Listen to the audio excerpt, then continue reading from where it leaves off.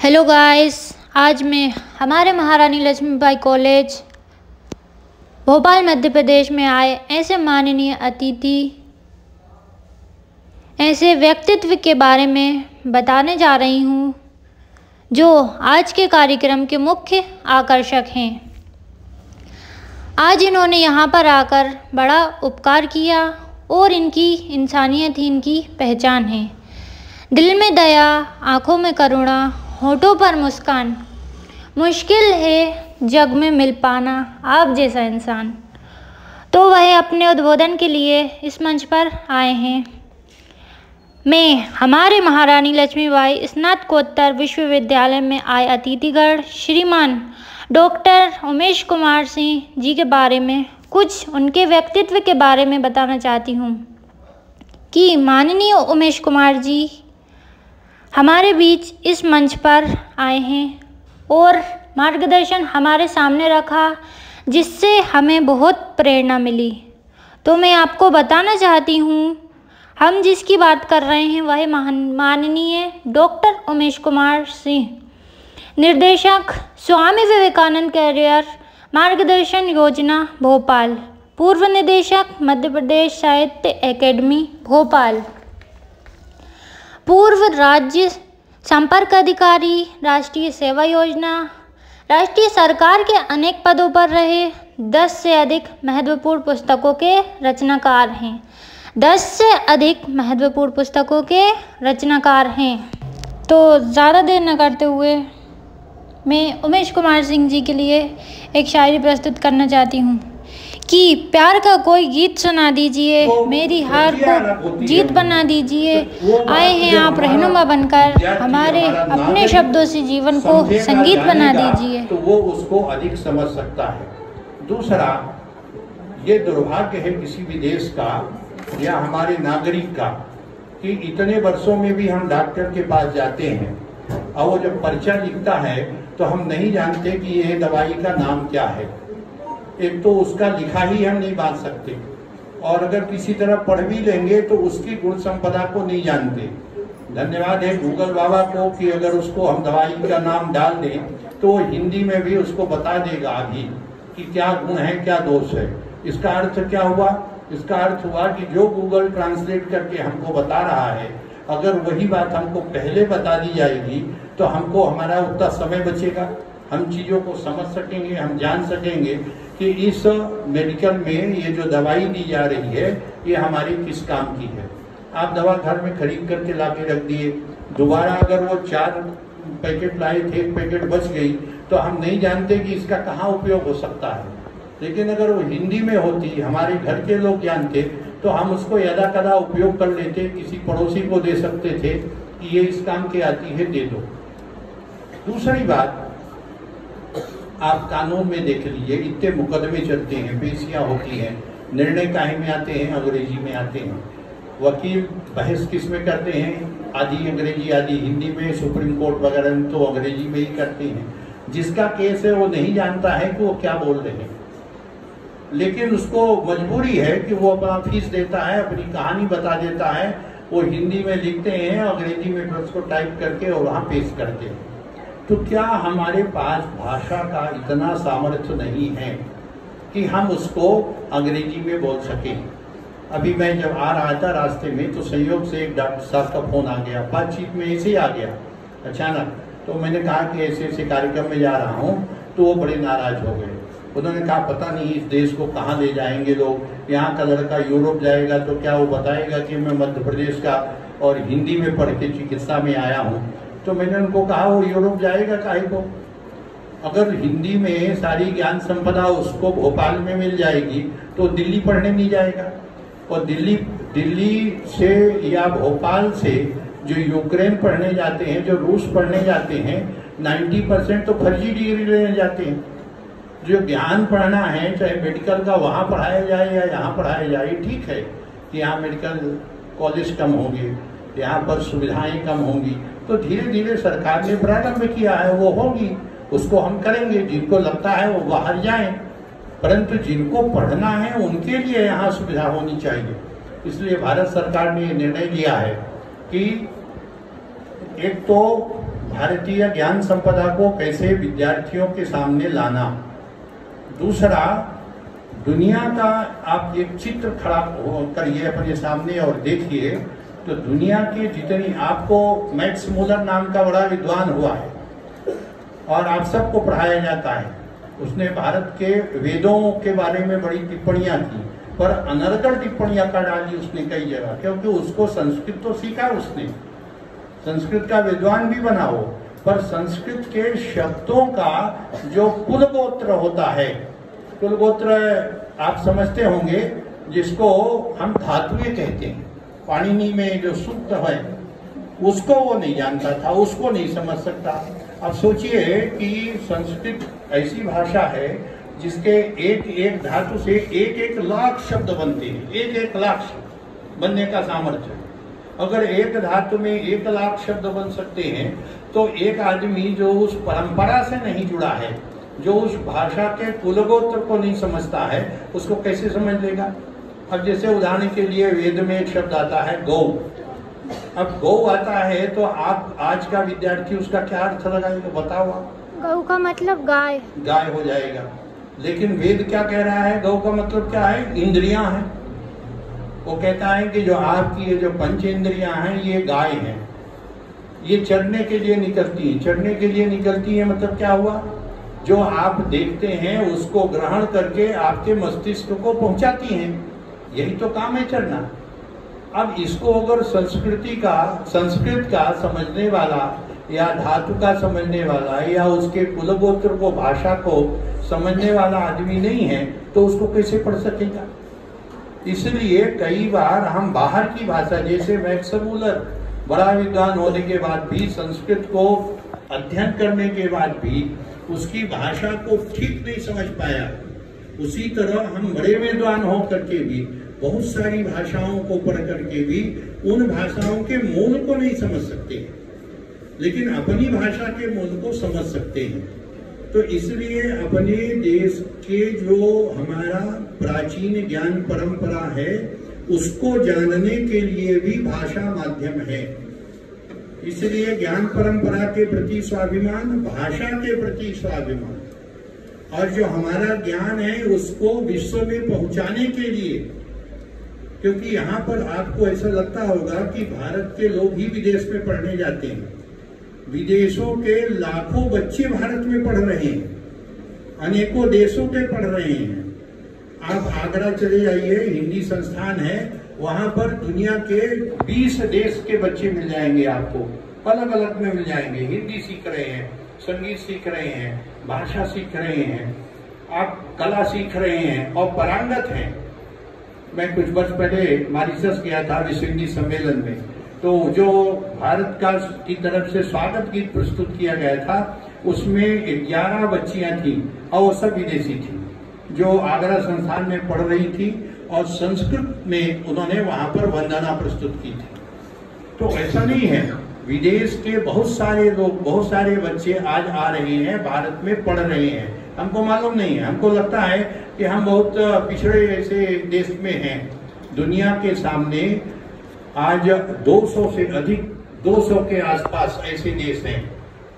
आप विचार करो जिनको भारत से बहुत सारी आकांक्षाएं हैं, अपेक्षाएं हैं, वो चाहते हैं, भारत देखना चाहते हैं, भारत समझना चाहते हैं, क्योंकि इसकी गूंज वहां तक है। अब पहुंचाने वाला कौन होगा, पहुंचाने वाला हम हैं, आप हैं। और हमारे और आपके बीच में अगर मन में ही हीनता बोध है कि अरे यार हम ही ठीक नहीं है, तो हम अपनी बात कैसे पहुंचा पाएंगे। इसलिए अपनी भाषा का ज्ञान, अपने तत्व ज्ञान का ज्ञान, अपनी परंपरा का ज्ञान अगर सीखना है तो अपनी भाषा से। दूसरा, हमको केरल जाना है, केरल वाले को अरुणाचल प्रदेश में नौकरी करनी है, अरुणाचल प्रदेश को मिजोरम में जाना है, या उड़िया को गुजरात में जाना है। वो गुजराती नहीं जानता, केरल वाला हिंदी नहीं जानता, या केरल वाला कश्मीरी नहीं जानता, या केरल वाला मणिपुरी नहीं जानता, तो उसको उन दोनों को आपस में बातचीत करने के लिए कौन सी भाषा प्रयोग करनी पड़ेगी? जो दोनों जानते होंगे। जो दोनों जानते हैं, वो कौन सी भाषा हो सकती है? हिंदी। आज कौन सी है? हिंदी भी है, अंग्रेजी भी है। हिंदी बहुत कम है, अंग्रेजी ज्यादा है। इसको, इस गैप को भी पूरा करना है। भारत, आपने देखा होगा, मुझे मालूम है एमएलबी कॉलेज के कई बच्चे और पूर्वांचल के कई प्रांतों में गए हैं पिछले कुछ वर्षों में, और वो भारत सरकार की जो योजना है कि भारत को जानो, उसके अंतर्गत गए हुए हैं। क्यों गए थे? कि वहाँ की हम भाषा, भूषा, संस्कृति, परंपरा, रीति रिवाज को समझें। तो अगर आपको भारत को एक समान भाव से देखना है, रखना है, जीना है, तो हमको ये प्रयोग भी प्रारंभ करना है कि इन दो भाषा भाषियों के बीच, जिनको तीसरी भाषा ऐसी चाहिए कि वो आपस में संवाद कर सकें, उसमें हिंदी का स्थान बने। इसलिए आवश्यक है कि आपको अपने देश के अंदर, आप विदेश को छोड़ दीजिए, विदेश में आप जाएंगे तो वहां पर आज कोई भी ऐसा देश नहीं है जहां भारतीय नहीं है और हिंदी नहीं जानते हैं। और अगर इसको आपको प्रमाण के रूप में देखना है तो जहां जहां आप देश के प्रधानमंत्री जाते हैं और जो कार्यक्रम होते हैं, आप उनको देख करके समझ सकते हैं। इसलिए तीसरा, बहुत सारे ग्रंथ हैं, बहुत सारी कलाएं हैं, बहुत सारी लिपियां हैं, बहुत सारा साहित्य है जो भारत के अंदर ही अलग अलग प्रांतों में पड़ा हुआ है।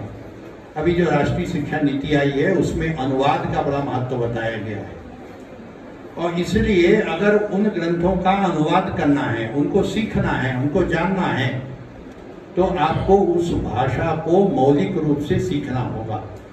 और अगर आप हिंदी को ठीक से समझते हैं तो आपको दूसरे को भी बता सकते हैं कि हिंदी में एक ग्रंथ है। अभी एक नया प्रयोग हुआ है विक्रम विश्वविद्यालय में, अभी एक कार्यक्रम था, मैं वहां गया था, मुझे भी कुछ बात रखनी थी। वहां पर एक बड़ा विषय निकल करके आया। विक्रम विश्वविद्यालय में श्रीलंका की और कुछ और अन्य देशों की और दक्षिण के प्रांतों की, केरल की, तमिलनाडु की कुछ बच्चियों ने एडमिशन लिया है। उनको एक हॉस्टल में रखा गया है, और वो एक हॉस्टल में आपस में उनको एक बात बताई गई है कि आप लोग अपनी भाषा में बात नहीं करेंगे। जब आपस में बात करेंगे तो एक कॉमन भाषा तय कर लीजिए। तो उनमें से बहुत सारे विद्यार्थियों ने हिंदी को सीख लिया, और वो जब आपस में बात करते हैं तो हिंदी में ही बात करते हैं। उसके कारण क्या हुआ कि कम से कम 4-5 प्रांत और 1-2 देशों के जो विद्यार्थी वहां पर आए हैं, नाइजीरिया के हैं, वो बता रहे थे वहां के कुलपति जी कि इनको हम प्रयोग कराते हैं, और वो बच्चे धीरे धीरे सीख रहे हैं। आपके महाविद्यालय में हो सकते हैं, पड़ोस में हो सकते हैं। तो हम संवाद, अभी क्या होता है, 2 मराठी मिल जाएंगे, आपस में बात करेंगे तो मराठी में करेंगे, 2 सिंधी मिल जाएंगे तो आपस में बात करेंगे, सिंधी में करेंगे, गुजराती। ये एक खास, चाहे तीसरा आदमी वहां बैठा ही हो, पर उनको ये नहीं लगता। तो तीसरा एक जो भाषा है उसमें बोलने की आदत, हम कोई ऐसा व्यक्तिगत बातचीत तो कर नहीं रहे हैं, कोई सामाजिक बात कर रहे हैं, आपस में बात कर रहे हैं, व्यक्तिगत करना है आप कर लीजिए, कोई बात नहीं। तो इस तरह से बहुत सारे ऐसे पक्ष हैं। विनोबा भावे ने एक बार कहा था कि अगर मैं केवल मराठी जानता होता, तो जो उनका भूदान यज्ञ था, बड़ा आंदोलन था जो पूरे देश में चला था, वो बोले, लिखते हैं कि हमारा वो केवल महाराष्ट्र में ही सीमित हो जाता। हिंदी ही एक ऐसी भाषा थी जिसके माध्यम से उसको मैं पूरे देश में पहुंचा सका, ऐसा उनका विनोबा भावे का कहना था। गणेश शंकर विद्यार्थी का आपने नाम सुना होगा, बड़े पत्रकार थे। उन्होंने लगभग 85-86 में एक भाषण दिया था, और उन्होंने कहा था कि देखिए ये सब भविष्य दृष्टा होते हैं। उन्होंने कहा था कि हिंदी जो है आने वाले 20 सालों में देश की नहीं दुनिया की भाषा बनने वाली है। ये बात ठीक है कि आज 40 साल हो गए, 45 साल हो गए, लेकिन हम उस दिशा में बढ़ चुके हैं। आपको कभी अवसर मिलेगा जब विश्व हिंदी सम्मेलन वगैरह में जाएंगे तो वहां वो आनंद देखने को मिलता है, वो अवसर आएगा आपको। तीसरा, एक बहुत सारे ऐसे महापुरुष हमारे हुए हैं जिन्हें जो अहिंदी भाषी रहे हैं, आखिर उनको क्यों, चाहे वो स्वामी श्रद्धानंद हो, महात्मा गांधी हो, या राधा कृष्णन हो या ऐसे जो महापुरुष हैं, उनको क्यों पड़ी थी कि वो हिंदी को बढ़ावा दें? वो जानते थे कि चूंकि हिंदी का जो कुल गोत्र है वो संस्कृत से आया है और संस्कृत की जो धातुएं हैं वो बहुत फर्टाइल है, बहुत ऊर्जावान है, बहुत उनके अंदर क्षमता है विकास करने का, भाषा का, और सारा ज्ञान संपदा उनके अंदर है। इसलिए अगर उसको हमने दबा दिया, पीछे रह गई, तो हमारी कला, हमारी संस्कृति, हमारा मनोविज्ञान ये सब विकसित नहीं हो पाएगा। तो चूंकि हम जानते हैं कि देश के प्रधानमंत्री ने आह्वान किया है सभी लोगों को राष्ट्रीय शिक्षा नीति के माध्यम से कि हमको एक वैश्विक मानव बनना है, बड़ा मानव बनना है, यानी संपूर्ण विश्व की चिंता करना है। तो संपूर्ण विश्व की चिंता करने के लिए एक अच्छा भारतीय नागरिक बनना है और भारतीय नागरिक बनने के लिए भाषा का बहुत बड़ा आवश्यक है, क्योंकि भाषा आप जैसा बोलोगे, अब मैंने पहले ही कहा कि आज मैं कोई किसी विदेशी भाषा के बारे में टिप्पणी नहीं करूंगा, परंतु हमको अपनी भाषा में स्वाभिमान होता है, अपनी भूषा में स्वाभिमान होता है। आप देख लीजिए, घर में पूजा होती है तो आप कौन से कपड़े पहनते हैं? क्या वो फटा हुआ घुटने का जीन्स और टी शर्ट टॉप पहनते हैं क्या? क्यों नहीं पहनते भाई? अगर आप फटे हुए जीन्स से जो घुटने में या 5-6 जगह फटा होगा और टॉप जो आधा खुला होगा उसको पहन के पूजा में क्यों नहीं बैठते हैं? क्योंकि आपका मानस इसको स्वीकार नहीं करता। आपके अंदर जो चिप बैठी हुई है वो एक दिन की नहीं है कि आप पैदा हुए आपके अंदर बैठा दी गई, या आप MLB कॉलेज में आए या न्यू मार्केट चले गए, वहां 5 लोगों को देखा, आप बदल गए। ये जन्मों जन्मों की जो चिप बैठी हुई है वो आपको बैठे नहीं देती है। कितनी भी फैशनेबल महिला होगी, कितनी भी फैशनेबल पुरुष होगा, सदा हाफ पैंट और टी शर्ट में घूमता होगा, लेकिन घर में जब कर्मकांड होगा तो कौन से वस्त्र पहनेगा? वो कौन, अगर किसी की मृत्यु होगी, किसी का जन्म होगा, कोई सोहर गाई जाएगी, कोई दादर गाई जाएगी, कोई फाग गाया जाएगा, तो अंग्रेजी में गाया जाता है क्या? क्यों नहीं गाते हो भाई? होली में क्यों नहीं गाते अंग्रेजी में फाग? दादर क्यों नहीं गाते? विवाह होता है तो मंगल गीत क्यों अंग्रेजी में नहीं गाते? क्योंकि हम उस चेतना से जुड़े हुए हैं जो इस देश के हर व्यक्ति के अंदर है। आत्मवत् सर्वभूतेषु ऐसे नहीं कहा गया है, सभी के अंदर एक ही आत्मा, ऐसा नहीं कहा गया। वो सारे मानस को जो चलाती है वह संस्कृति भारतीय संस्कृति है, परंपरा है। वो भाषा के रूप में प्रकट होती है, भूषा के रूप में प्रकट होती है, भजन के रूप में प्रकट होती है, भोजन के रूप में प्रकट होती है। आजकल तो विवाह में तमाम प्रकार के बर्गर पिज्जा भी मिलने लगे हैं, नहीं तो पहले तो पुराने ही भोजन मिलते थे ना भी। तो इसलिए ये भाषा का प्रभाव। तो हमको अपनी भाषा के प्रति जब स्वाभिमान होता है तो भूषा के प्रति होता है, यानी पहनावे के प्रति होता है, हमारी अपनी परंपरा के प्रति होता है, अपने पूर्वजों के प्रति होता है, अपनी ज्ञान संपदा के प्रति स्वाभिमान जागृत होता है, अपने राष्ट्र के प्रति स्वाभिमान जागृत होता है। और ये ज्ञान मिलता है कि अनेक पूजा पंथ होंगे, अनेक धर्म कर्म कांड होंगे, लेकिन सबका अलग अलग मार्ग होने के बाद भी अगर कोई गंतव्य है तो दुनिया का एक है। स्वामी विवेकानंद ने कहा था कि जैसे दुनिया की प्रत्येक नदी बहकर के अंत में समुद्र में मिलती है, उसका गंतव्य समुद्र होता है, उसी तरह नाना पंथों को मानने वाले, पूजा को मानने वाले, भाषा को मानने वाले लोगों को जाना एक ही जगह है।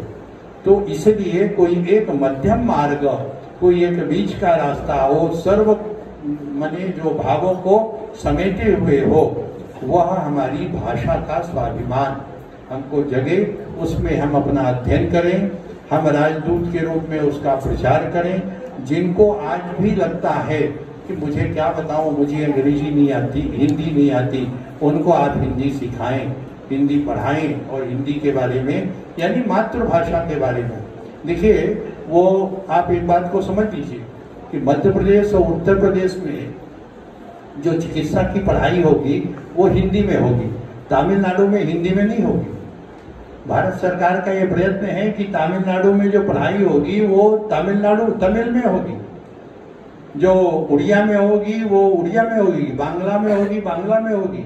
आप इस भ्रम में मत रहना कि वहां पर हिंदी जाके, हिंदी की पुस्तकें पूरे देश में उपलब्ध रहेंगी, संदर्भ के रूप में जिनको पढ़ना है पढ़ सके, और अन्य भाषा भाषी भी उसको पढ़ सकते हैं। लेकिन 3 शर्तें रखी गई हैं, मातृभाषा, क्षेत्र भाषा और संपर्क भाषा। इन तीनों भाषा के माध्यम से आगे हमको शिक्षा, शोध आदि क्षेत्रों में जाना है।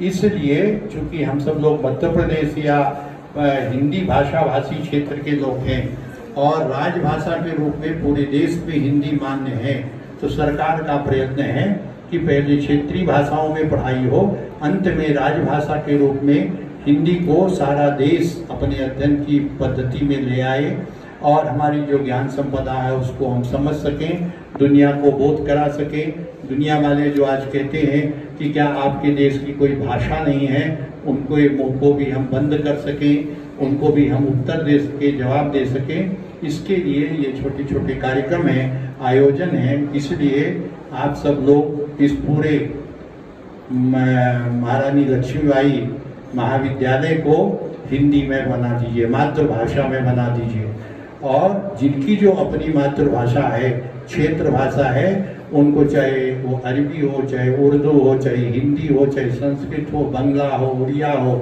सबको स्वाभिमान से उसको आगे बढ़ाना है। लेकिन संपर्क भाषा के रूप में हिंदी को हमको धीरे धीरे स्थापित करना है। यही इस कार्यक्रम के हेतु है। आप सबने हमको बुलाया, बोलने का अवसर दिया।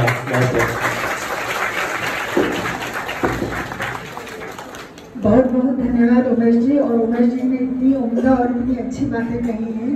और मैं थोड़ा सा एक निवेदन करना चाहूँगी कि अगर हम लोग सब अगर हिंदी भाषी और मध्य प्रदेश में रहते हैं, और अभी सर ने जो कहा कि पाठ पूजा में हम भजन हिंदी में ही गाते हैं, तो अगर आप लोग जब शादी करें तो अपने कार्ड हिंदी में छपवाएं, क्योंकि ज़्यादातर शादी तो हमारे यहाँ की है, यहाँ का कल्चर है, और जिस तरह से फेरे लिए जाते हैं वो भी यहीं का कल्चर है। और संस्कृत का श्लोक भी अंग्रेजी की रोमन लिपि में ना लिखे बल्कि संस्कृत में ही लिखें, और हिंदी जो देवनागरी लिपि है उसी देवनागरी लिपि में कृपया अपने अपने शादी के कार्ड छपवाएं। मैं बहुत आदर के साथ, सम्मान के साथ हमारे संस्था की प्रमुख प्राचार्य आदरणीय डॉक्टर ममता चंसोलिया जी मैडम को आमंत्रित करती हूँ कि कृपया आप लोगों से मिलवा दें।